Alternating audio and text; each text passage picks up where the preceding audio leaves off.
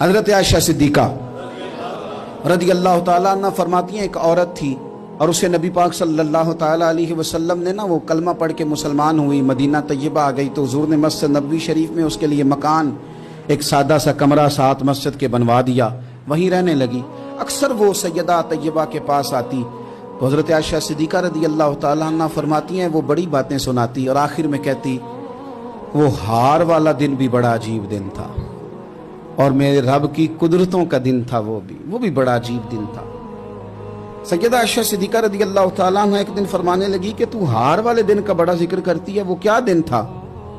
تو خاتون کہنے لگی اماں جی وہ دن تھا جب میرے رب پر بھروسہ اور مضبوط ہو گیا، جس دن میرا اپنے رب پر توکل اور بڑھا، میرے ایمان میں یقین میں اور پختگی آئی۔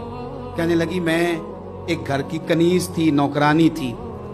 اس گھر میں ایک بچی تھی جس کے پاس سونے چاندی ہیرے جواہرات کا ہار تھا۔ اس زمانے میں چمڑے کے اوپر لوگ ہیرے جواہرات لگاتے تھے،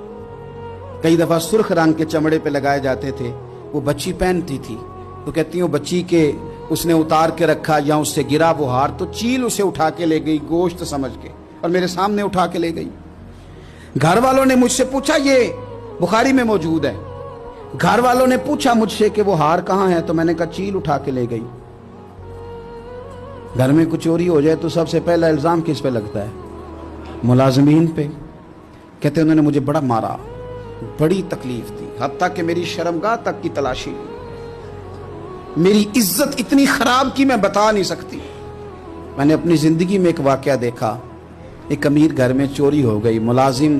کو اتنا مارا کہ وہ چارپائی پہ پڑ گیا، پولیس والوں سے اتنی مار پروائی گئی کہ وہ بیچارہ چارپائی پہ پڑ گیا اور پھر وہ اتنا بیمار ہوا اور کچھ دنوں کے بعد پتہ چل گیا کہ چور تو اپنا بیٹا ہے ان کا، پھر اس کا انتقال ہو گیا۔ اب وہ سیٹھ صاحب اور گھر والے آ کے مرنے والے کے کان میں معافیاں مانگ رہے ہیں، کان میں۔ تو میں نے ان سے پھر کہا تھا کہ یہ تو اب چلا گیا ہے، تمہارا زور چلتا تھا نا تو تم نے قانون خریدا